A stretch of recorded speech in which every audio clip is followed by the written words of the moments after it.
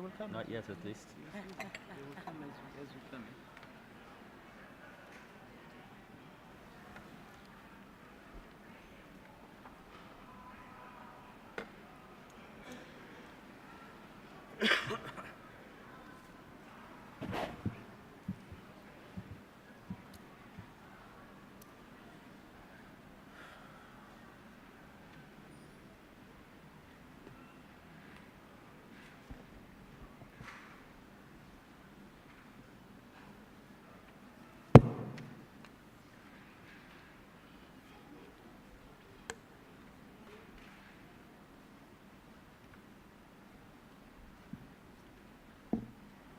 Ladies and gentlemen, good afternoon.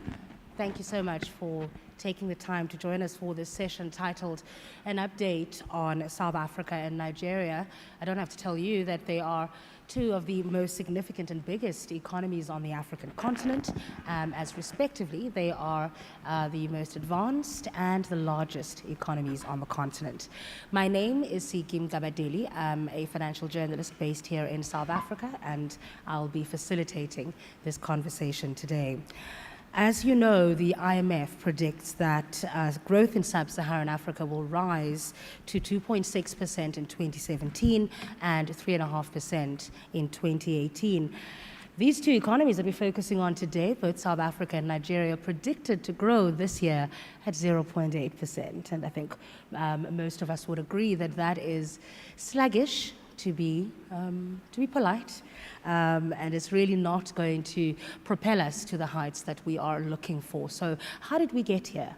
And where are we going to? That's what my panelists are going to help us understand today. Both countries, as you know, have been through the ringer in recent times, that fall off in commodity prices, currency volatility, some political ructions, and of course the recent downgrades for South Africa have all meant that we're starting from a really negative and I suppose a low base as well, but we're going to get ourselves to a better footing, and we're going to talk a bit about that today. Let me introduce the gentleman on my panel today. Kuseni Dlamini is chairman of Massmart Holding South Africa. He's a former head of Anglo American South Africa, and he's also a World Economic Forum Young Global Leader. Haruki Hayashi is the Executive Vice President and Regional CEO for Europe and Africa at Mitsubishi. He has more than 30 years' experience in resource development and investment. Danladi Verheijen is the co-founder and CEO of Fairrod Capital Management in Nigeria, and is also a World Economic Forum Young Global Leader.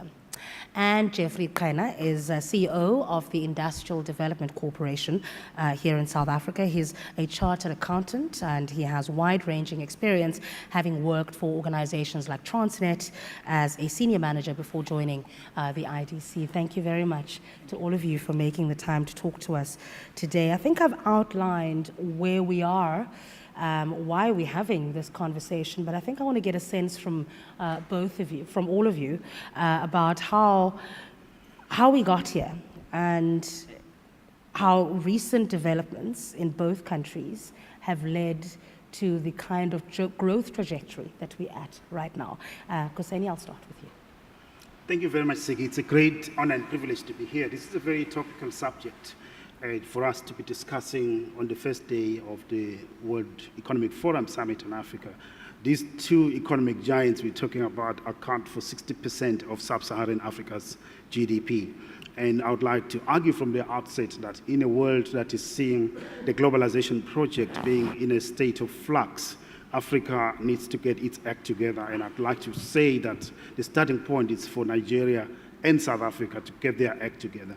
If Nigeria and South Africa don't get their act together, Africa's chances of getting her act together are likely to be limited at best or non-existent at worst. How did we get to where we are? I think we are inextricably linked with the global economy, and our fortunes, and indeed the fortunes of these two economic giants, are very much tied to the fortunes of the global economy in general. And most recently, of course, China is a huge factor in resource-intense economies such as Nigeria and South Africa.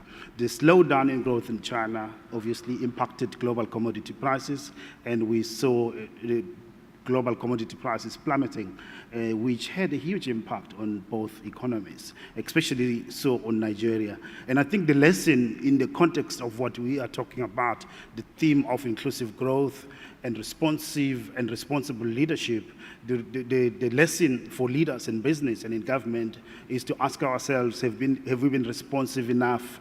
Have we been responsible enough in thinking about not just short-term strategies that rely on booms in commodity prices, which we know they are always short-lived, but have we been thinking about medium to long-term strategies that can underpin the growth and development of Nigeria and South Africa, to start with, and by implications, the rest of the continent? I would like to argue that we have not done the right things. The fact that we are where we are, Siki, is because Nigeria and South Africa have not done the right things at the right time to be able to lay the foundations for sustained growth and development. And I think the opportunity now is to learn the lessons from the opportunities that we've missed.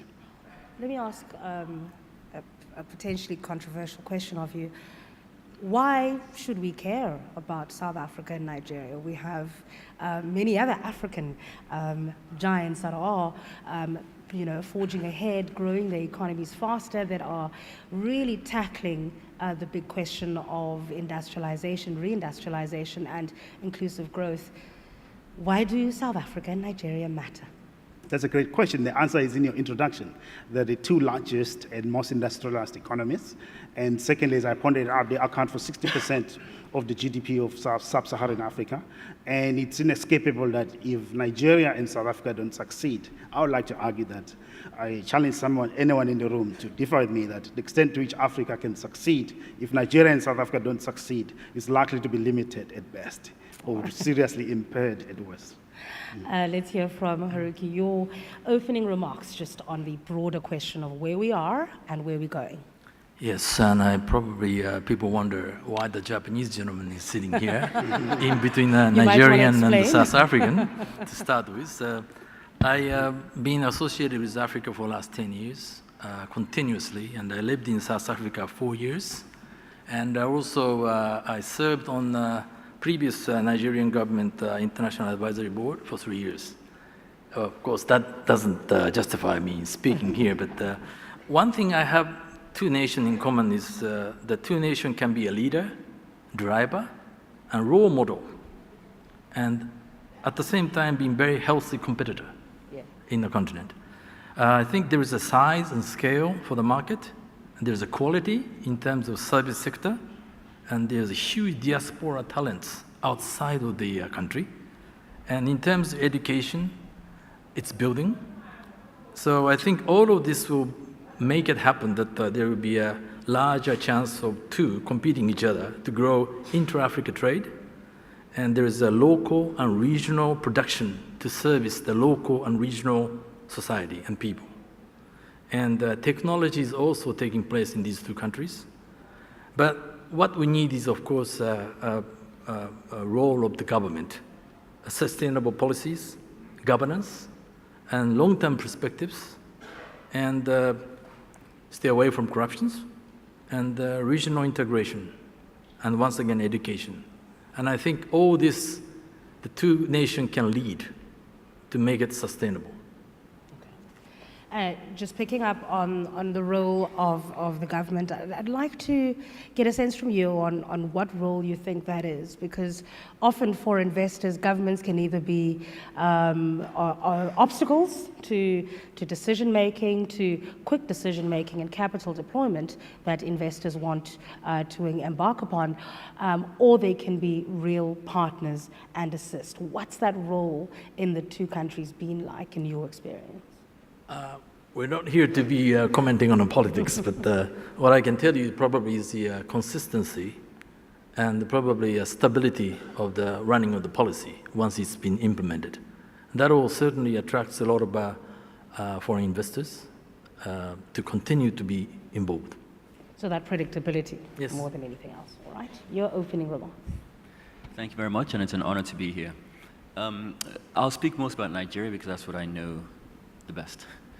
You spoke about how did we get here, and I think my colleague spoke about the commodity crash, which started happening about 2 years ago. Nigeria, of course, is completely commodity dependent from oil, basically. But I think two other things were largely instrumental in the decline that we've seen in Nigeria. One is just, along with the commodity crash, there was also militant activities with the pipelines in Nigeria, which dramatically reduced the oil production and therefore revenues to the federal government. And 90% of the federal government's revenues of foreign exchange comes from oil. So that was a massive hit to the government. And the second is just a failure of the previous administration, I believe, to diversify the Nigerian economy.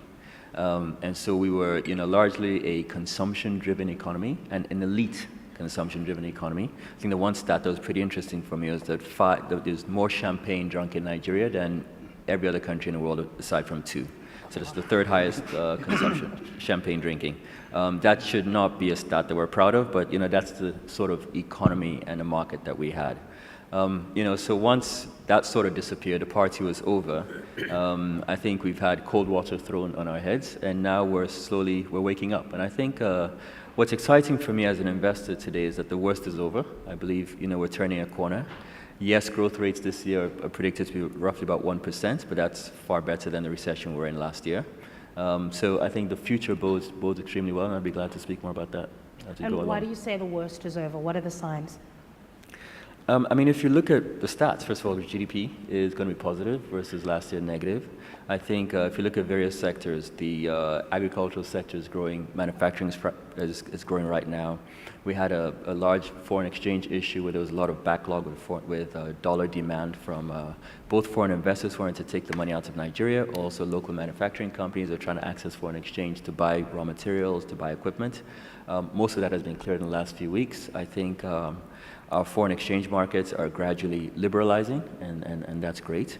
So I think, the government has come out with a Growth and Recovery Act and plan, which has been pretty well received. I think the detail lies in the implementation of it, but I think the plan is really visionary, it's bold, and I do believe that politically there is a lot of cohesion within the government right now, at least more so than in the past. I mean, there's always going to be issues in any economy, but there is cohesion, there's a strong team, economic team, working on moving the country forward.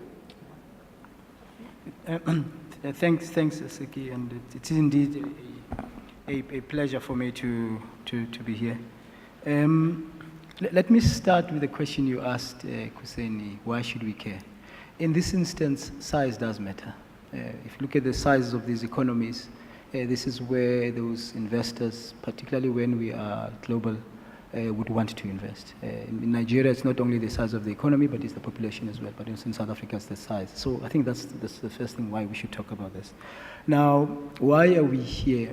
I think for me, it's the pace in which we've really tried to drive intra-Africa trade. We've relied largely on Europe and America or the West, and then to at a later stage to Asia, predominantly China.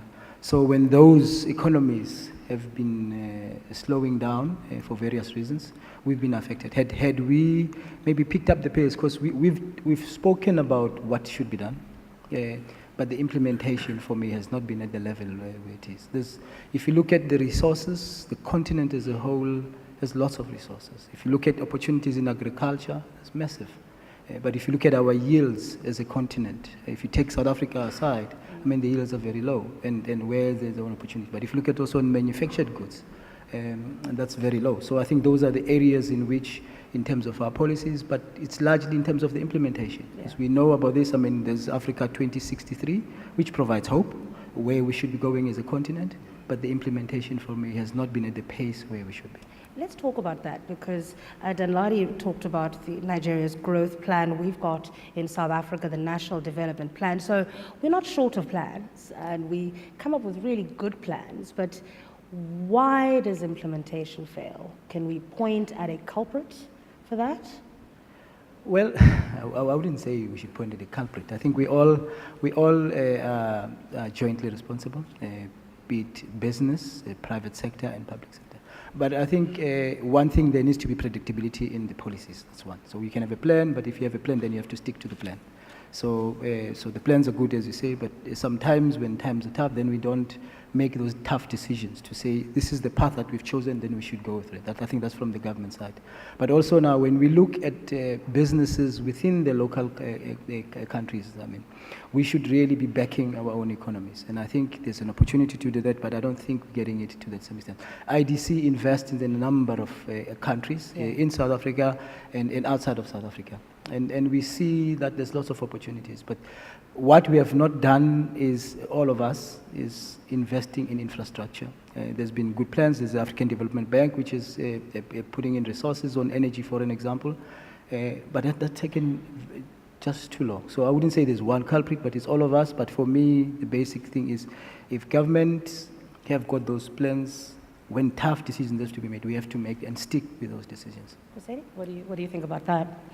I think Jeff is making a very important point. On the issue of why plans fail, it's a very famous and topical question which we must ask often enough and emphatic enough. I'd like to suggest that the plans fail because we don't have a coordinated implementation mechanism. We tend to think once a government announces a plan, it's all done. I would like to suggest that we need to make sure that the private sector, the labor sector, civil society, communities are mobilized to engage with the aspects of the plans that relate to them directly. If we take the example of the National Development Plan in South Africa, for example, my company, Massmart, we've gone through it paragraph by paragraph. When we formulate our business strategy, we look at those aspects that we can impact and influence. We set targets, we monitor our performance, we report on how we perform on those targets, and I think if we can do that not just as one company, but as a country and as a region, across Africa, we can be able to really achieve more progress. I mean, on the issue around integration that Jeff mentioned, I can't agree with him more. Africa is the only continent in the world that trades the least with itself. Only 10% of trade is intra-African on the continent. If we can set a target for the next 10 years to just double that to 20%, we can be in a position to make inroads to reversing the frontiers of poverty, creating more decent jobs, and industrializing our economies. We remain very optimistic about prospects in Africa. We invest in Nigeria. We are looking at opening more stores there. To your point, to the point that that Lado was making, that the worst is over. When we look at the environment there, we were very encouraged that in the medium to long term, it's a place in which to invest. It's a place in which we've got to look at growth. It is about numbers in retail, and Nigeria has the numbers, and you can't ignore that. You have to be there if you want to win in African retail. Can we say that the worst is over in South Africa, given that 2 of the 3 major ratings agencies have just recently junked us? That's a good point. I think we need to look beyond the downgrades in South Africa and start having a conversation about an investment grade recovery plan that requires vigor that is double what the CEO initiative and government have been driving together. We have a lot of examples of countries that have been through this. Some have managed to get out of it quicker than others, and let's benchmark ourselves and look at international best practice experiences that we can emulate and be able to get out of it. I think the fundamentals in terms of our economy are very sound. There is policy certainty in South Africa.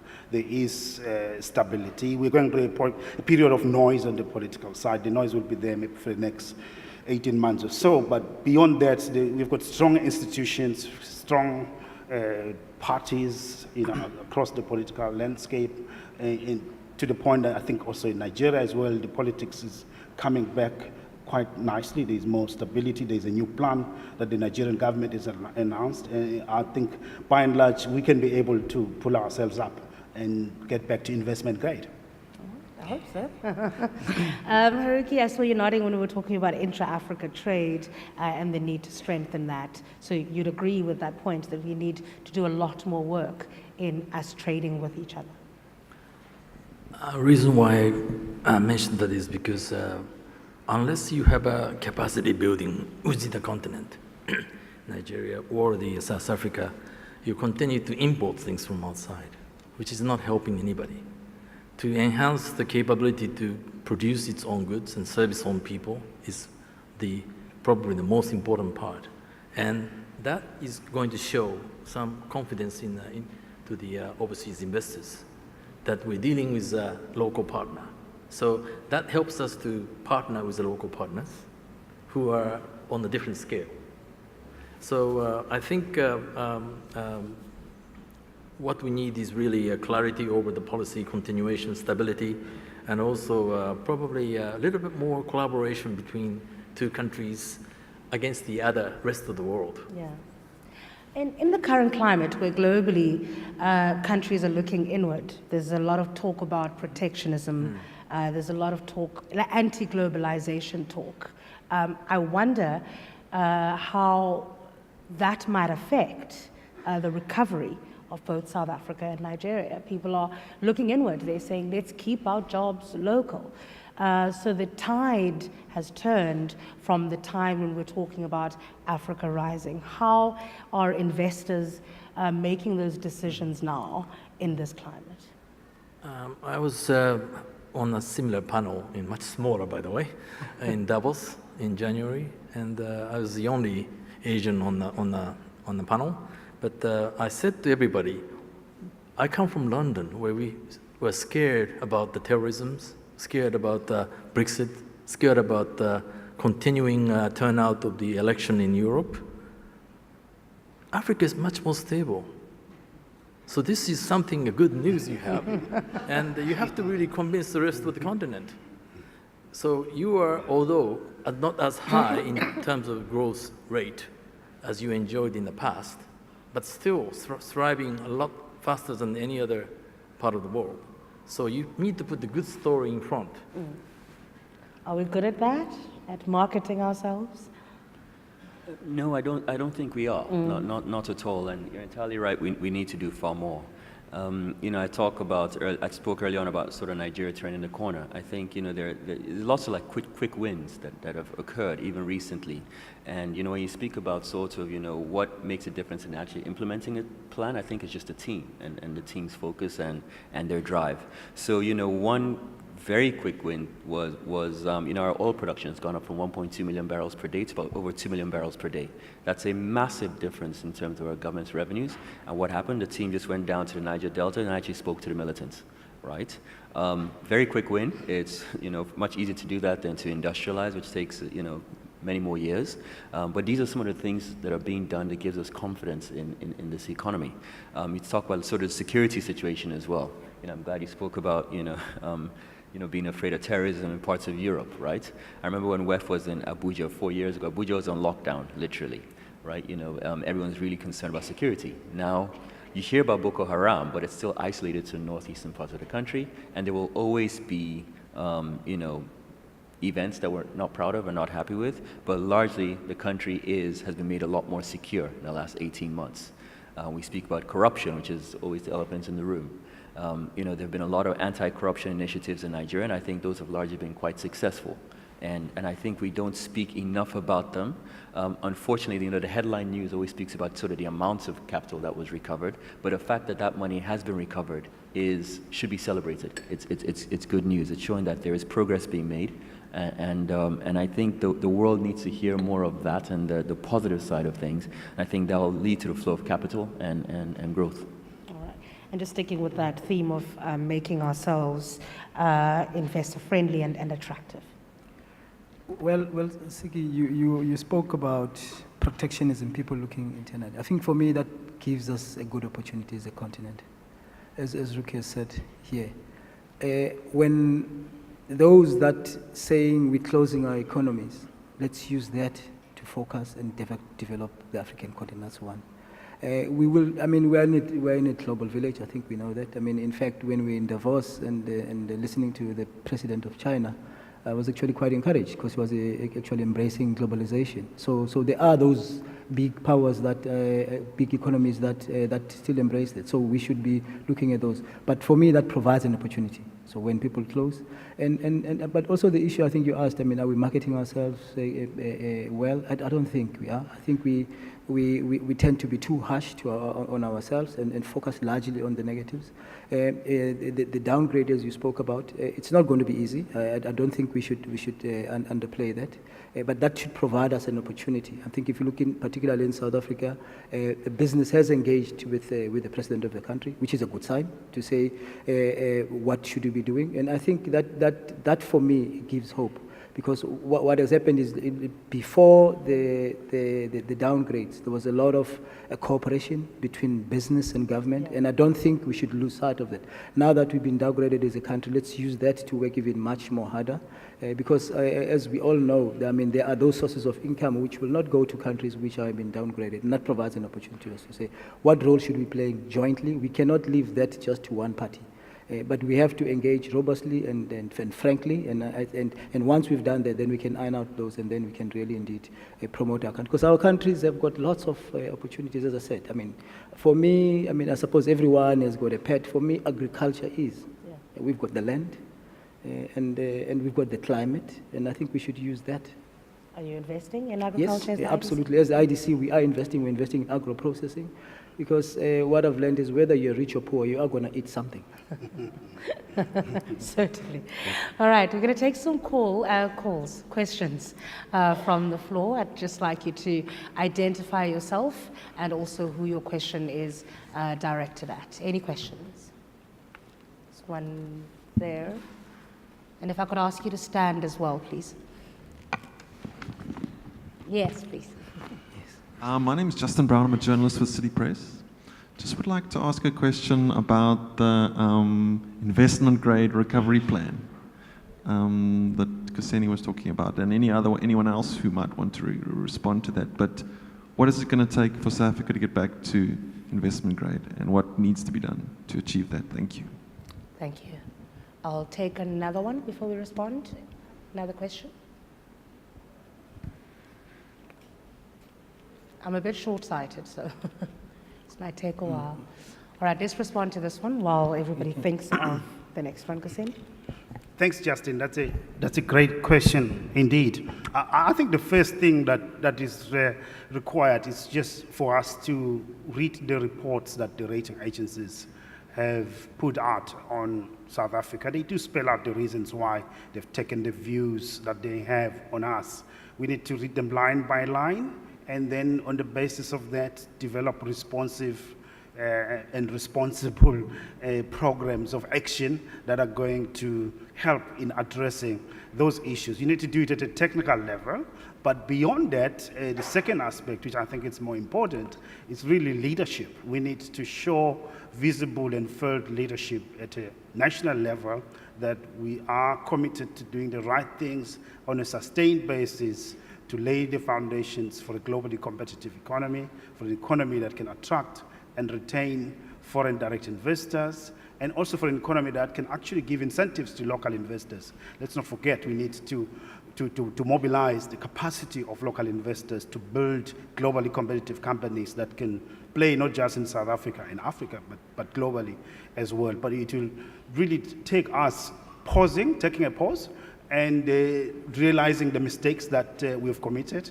to get to where we are, and being very serious about doing what it takes to correct those mistakes.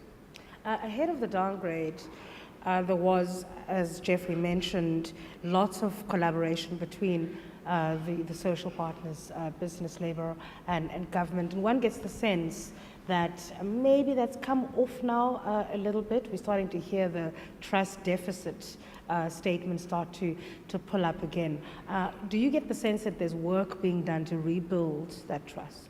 That's a good point, Siki. I get a sense that, to Jeff's point, last week there was a conversation that took place between business leaders and the president, and the new finance minister has been doing a great job in reassuring the business community, not just in South Africa, but globally. He'll be speaking for himself later on in this place.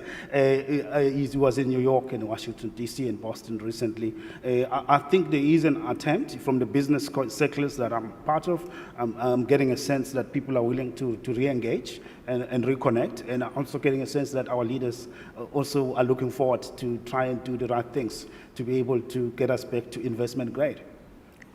Maybe just also to respond to Justin's question. For me, the two things I picked up was lack of growth and policy certainty. So on policy certainty, I think it is the purview of government, and I think it's important that government continues to engage and to reassure that those changes that have been made, surprising to some of them, that will not impact negatively on the policy. So that will give a sense. So that then this engagement where the different parties, government, labor, and business, can then play their part in ensuring that all of us work together in ensuring that there is growth. I mean, last year as a country we grew by 0.3%. That's very low. As you said, and this year the production, we estimated that we'll grow by 1%. And being one of the large economies in the continent, we need to grow a little bit more.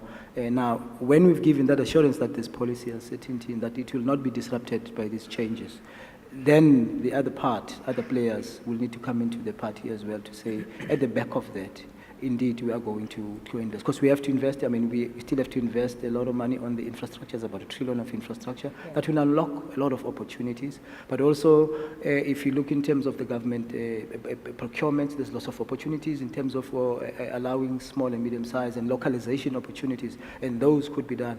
So at the back of ensuring that there is that policy uncertainty. So that collaboration is very important, and I think we shouldn't underestimate the power of that and how because we've missed about 2 downgrades and it was because of that collaboration, and we need to keep that momentum.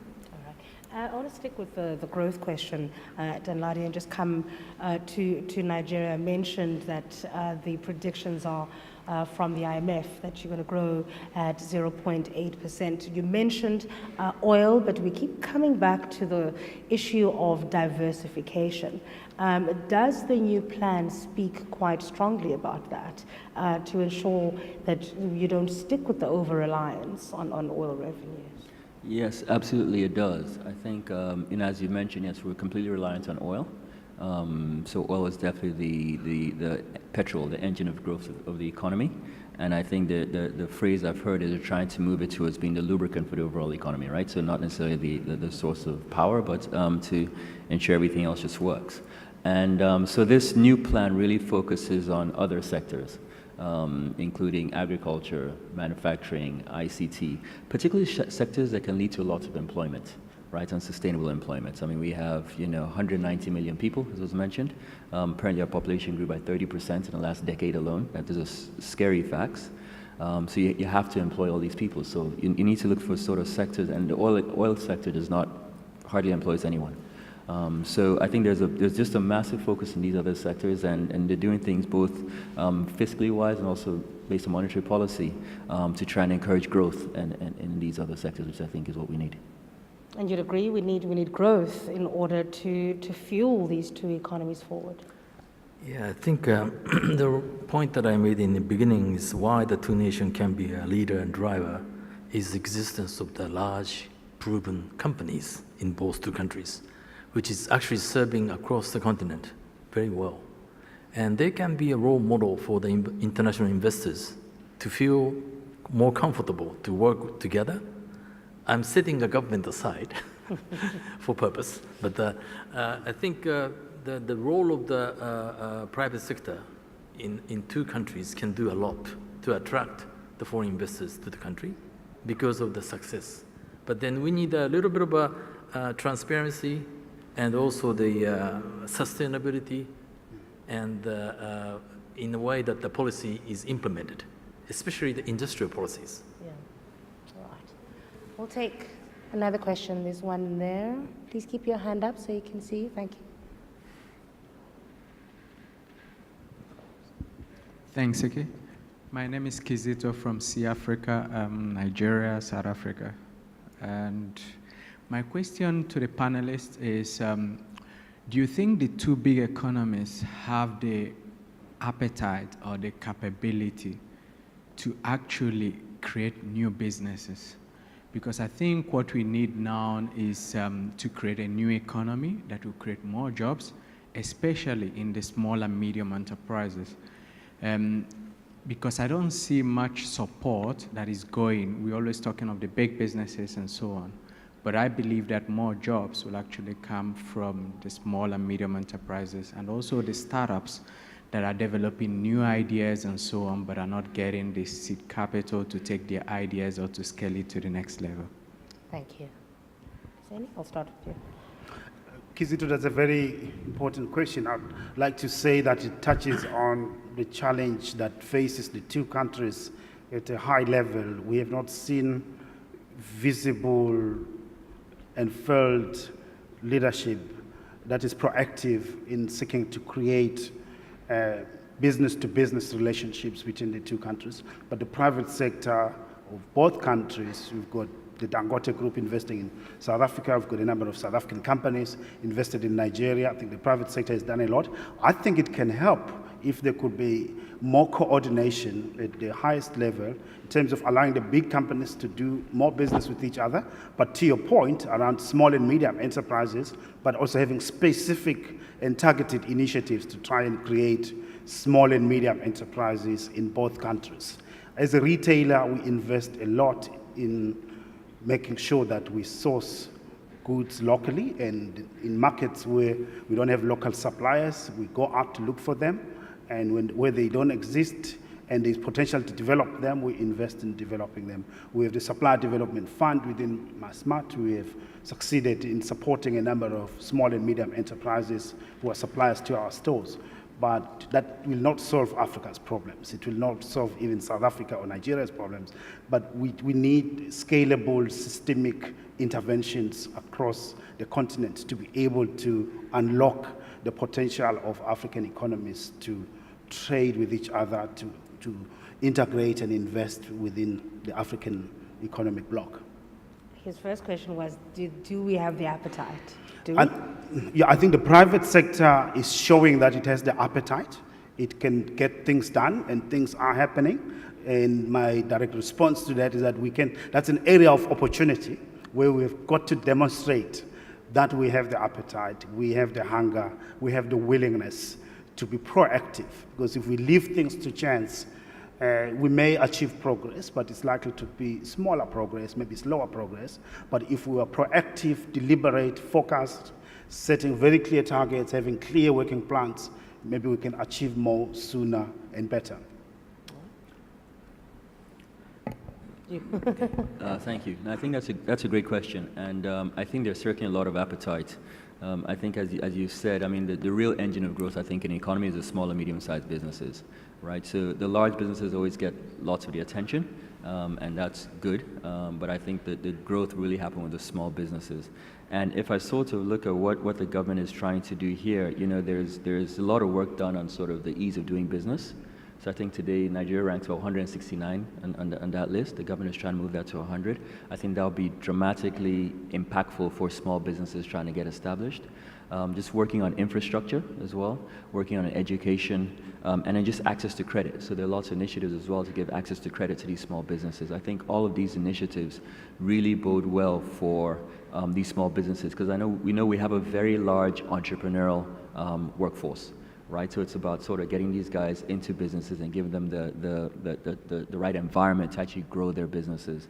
Now, I know some of the larger companies, the multinationals, for instance, are working very hard on also trying to stimulate the small businesses and integrating them into their value chains, which is great for them. But I do think that's a major focus of government, and I think the government is aware of that, but also private investors. And I think as sort of that ecosystem develops more, we will see more and more investors coming in supporting smaller businesses. Today, lots of the capital coming into Nigeria, for instance, target larger businesses. So investors come into the country, want to write $50, $100 million checks, because frankly, those are sort of easier businesses to back. But I think, you know, the real challenge is how do we get these guys to begin to invest in the micro businesses and the medium-sized businesses and provide true growth equity and growth capital, because that's what will make the big difference in the future. Let me speak from the South African perspective. If I look at what the government has done, firstly, there's been the creation of the Ministry of Small Business Development. For me, that's an indication to saying there is a focus on ensuring that how do we assist small and medium-sized enterprises. Also, if you look at the initiatives by the Department of Trade and Industry, where there's a one-stop shop to try and really unlock and make it easier for business, and particularly the small business, the small and medium-sized businesses. I think that's an indication for me that there is indeed appetite. When you look at the Jobs Fund, there's something that we call the Jobs Fund, which the Development Bank of South Africa is running on behalf of National Treasury. That also, the grant element really helps to unlock and really encourage small business, small and medium-sized enterprises. That, together with a number of other incentives that the Department of Trade and Industry have. So those one part. One part which I think we as a country can do more is on localization. As I mentioned, that there's a lot of money on earmarked for infrastructure, and also if we look at the back of the renewable energy projects that we had, we did not localize to the extent that we could have. But now also when I look at the role that ourselves as IDC play, I mean, ourselves now, we have a small enterprise finance agency, which is wholly owned by us. We've capitalized that, and we've really give it a boost so that it really supports small and medium-sized enterprise. Also the collaboration we have with the National Youth Development Agency. So in terms of the appetite, I think there is appetite. I think there is recognition indeed that the small and medium-sized enterprises, those are the ones that we should be backing, because rent for rent, they create more jobs than the big ones.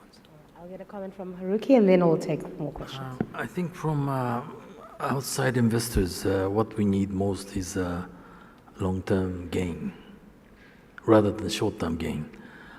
Two countries are very much enriched by natural resources, so fluctuation of the commodity price would hit tomorrow, and you have a short-term gain. Yeah. But if the short-term gain can be spent for the long-term win, I think there will be a lot of investors want to flow in to work together. But unfortunately, the reality is not quite the same. So that would be my message. Appetite is there. Okay. There was a question down there. I'll come to you now.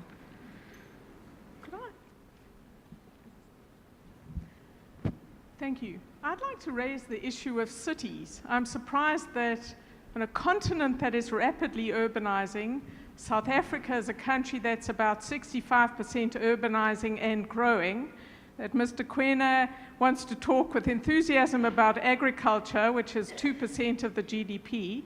But in overall, I think the panel needs to think about the where of growth.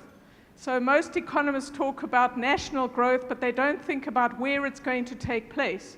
And we know it's going to take place in the cities. And that's where we're going to have to talk about infrastructure and much greater investment and, frankly, a sense of urgency about what needs to be done.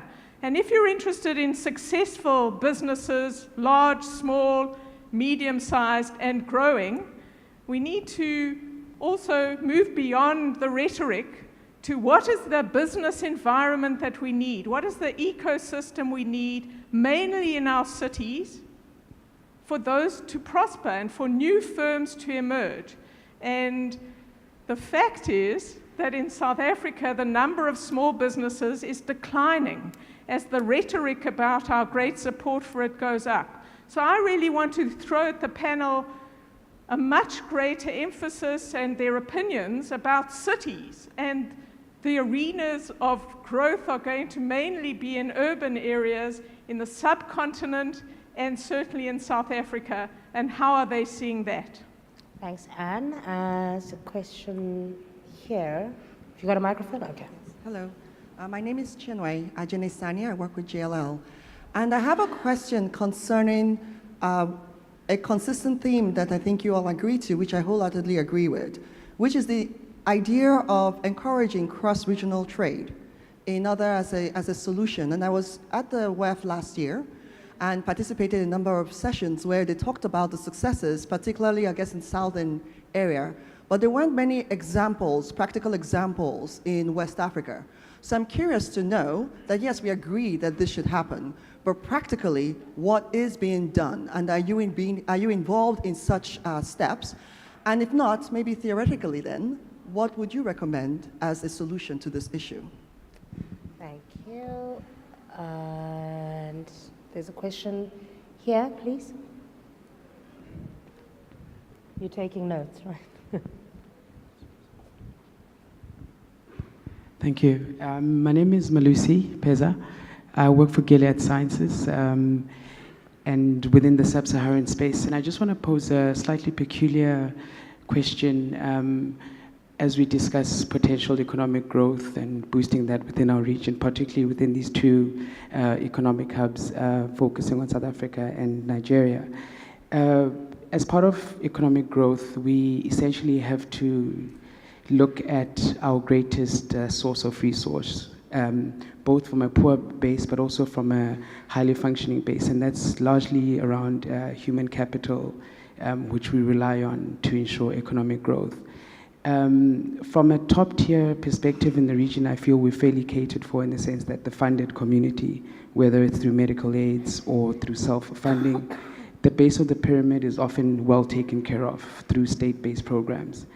We have a huge plague of brain drain, particularly within the middle class. And for those that do remain in their various countries, should we not be looking at innovative healthcare financing solutions to facilitate and ensure that these individuals remain healthy, whether within work-based employment programs, but also microfinance mechanisms overall, so that we can ensure that our greatest source of economic growth is essentially maintained and sustained into the long term.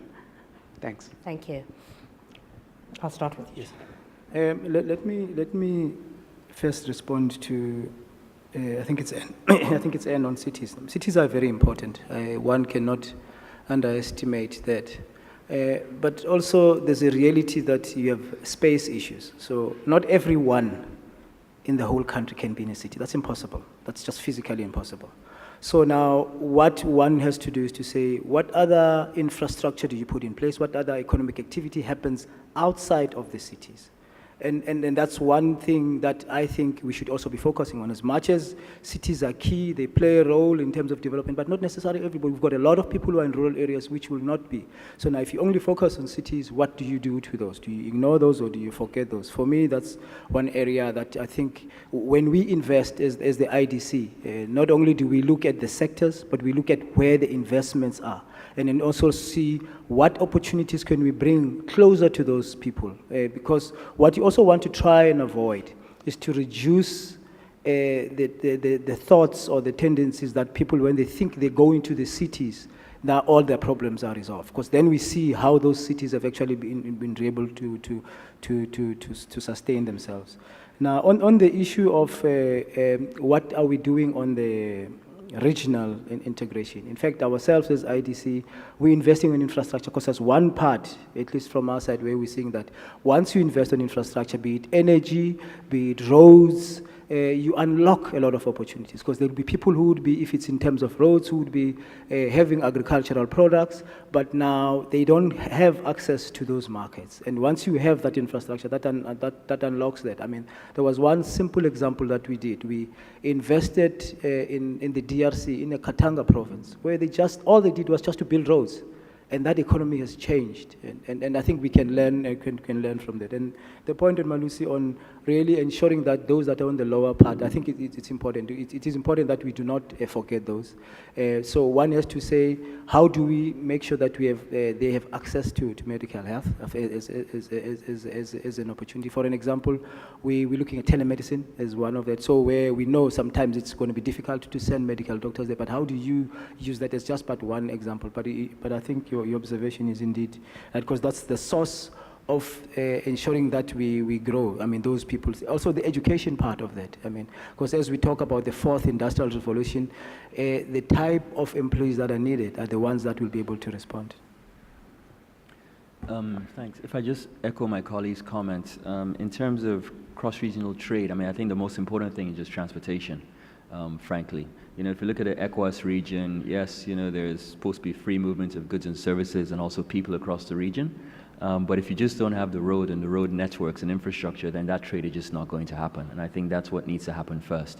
I think there's lots of great rhetoric and lots of good initiatives, but without infrastructure, it can't happen. I mean, I think of, you know, even as we're thinking of regional trade, even just domestic consumption, domestic consumption, there are tons of opportunities with domestic consumptions that are hampered by the lack of that infrastructure. So I think one fact that came up is that 30% of the fruits grown in the middle parts of Nigeria rot because they cannot get to the destination, even within Nigeria. So, we're not even talking regional trade, we're talking about like within the country itself, there are infrastructural deficits that need to be met. In terms of the brain drain, I think that's a very important topic. I think the most important thing, though, is to create jobs, right? So if you create jobs, then people stay, people have gainful employment. If people have the right healthcare, the right education, they will stay in the countries. So I look at India as a great example, right? So India had, a massive sort of migration of talent out of India. India had very good education institutions, the IITs. That trained a lot of people who left the country, started companies, Silicon Valley, elsewhere, and eventually these guys are all trickling back to the benefit of the Indian economy. So I think the key thing is just, growth in your economy, jobs, focus on small businesses, and your talents will remain because there are opportunities for your talent. Talent just follows opportunity. Right. I think everybody's questions is pretty much not just related to two countries, but entire Africa. And Africa is a continent of 12 billion people with 54 countries. Some of the observation of success in Asia is because they are treated as single countries, not Asia.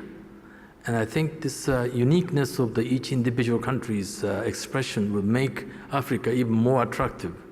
I think that is branding Africa is perhaps a little bit obsessed with the continent, but I think if you try to impress the other side of the continents about the uniqueness of each of the countries, and each of the country can have a different talents and different expressions. I think these things will really make this regional integration, because no one has to be the winners for everything. You have some strengths and weaknesses. You should complement each other, and these things probably will help. I would like to echo what my colleagues have said. Just to add to Anne's question on cities, I think that's a very key one. Most economies around the world that revolve around cities. Whether you look at the UK economy, London looms large. You look at Germany, you look at other countries as well. I think what we need to appreciate in Africa is really to look at how do we make our cities globally competitive? How do we make sure that we create an enabling environment for investors to invest in those cities so that they can compete not just with each other, but with the world-class cities. If we look at Nairobi, can we turn Nairobi into a Silicon Valley of some kind? Some call it a Savannah Valley of sorts. If you look at South Africa, can we create a global financial services hub in this country? According to the World Economic Forum, we are in the top 4 in the world in terms of the efficacy of our financial services. Look at Lagos. Can we create an agribusiness hub there, oil and gas hub in that environment? So I think it's that kind of thinking and that is required. What we are doing as an investor on the continent, we started in first-tier cities, now we're going into second-tier cities. To Jeff's point, you can't just look at the big cities. You need to look at the smaller cities as well.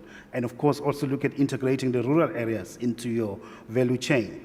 We go beyond the cities, look at farmers in rural areas, integrate them into our value chain. And coming to the second question on regional integration, what we are doing concretely, we're developing regional supply chains. We're having regional approaches to how we conduct logistics. We are developing sources of supply in different parts of the regions where we operate on the continent, and also more importantly as well, Siki, on the issue of talent, we invest immensely in training locals. You go to our stores in Mozambique, Zambia, they're 100% run by locals, managers and staff. And also look at our food section. You go to Zambia, to our game store, 100% of the food you'll find there will be from Zambian farmers. So that's something that we do deliberately, and we believe businesses can do that. Mulisi, your question, I think Jeff has answered it very well, and I fully agree with what he said on that. Yeah. All right, we are almost out of time, so just in wrapping up, I think we've reached some consensus on the importance of the two economies. We can't afford to have them fail. I think there's an agreement that we need a lot more work on ensuring that there's policy certainty, that everybody's working together, pulling together towards a common goal. I think some ideas have come through from the audience as well on areas where we need to focus on. So I'm going to give each of you about 30 seconds just to wrap up for us a way forward, what your hopes are for these two economies. When we meet again here next year, we want to hear what would you like to have seen have happened. I'll start with you. I'd like to close off by saying that the reversal of the globalization projects presents opportunities and challenges. I think there are more opportunities for Nigeria and South Africa to leverage than challenges. We need to work that much closer together. We need to be joined up. We need to be integrated. We need to be strategic. And maybe we need to add to President Xi Jinping's voice in being champions, the new champions of globalization. We still need an open world economy so that we can export our goods, so that we can be able to trade. I would like to say that if Nigeria and South Africa cooperate and collaborate, the challenges facing Africa are going to be a thing of the past, and we will be a first world continent within a generation, as indeed I think we can and must. Thank you. Your final word? Yes. Something that I haven't covered is the fact that you have no aging population in Africa, and you have probably vested with excitement of involving your nationals in building this new continent and new economy, which would run completely different style from the rest of, for example, Asia, what Asia had to go through. With the IoT and renewables and value add, I think the 54 countries in Africa can actually take each merit, but then it needs the two nations as the role models. So perhaps the two nations needs to take time, and rather than shorter game, but the long-term game will benefit for the both countries and also the rest of the 54 countries in the continent. Thank you. Thanks. I think what I'd like to see is us being a bit more positive. There's good in Africa, particularly relative to the rest of the world. You know, every region has its own issues. We have our own issues. It's good for us to be unsatisfied. That keeps us hungry. That keeps us moving and keeps us demanding more, holding our government to be more accountable. But at the same time, there are positives, and I think we need to remain positive, continue investing, continue supporting small and medium-sized businesses, and you know, come back with success stories in the future. Thanks, Siki. For me, I'm an optimist by nature. So I would say these two economies, they are binationals at presidential level. For me, that shows how high that relationship has been elevated. We have a young continent. We've got the resources. We've got great policies. I think what we need to do is to implement. Thank you. Thank you very much. A round of applause, please. Thank you for your participation and attention. Enjoy the day.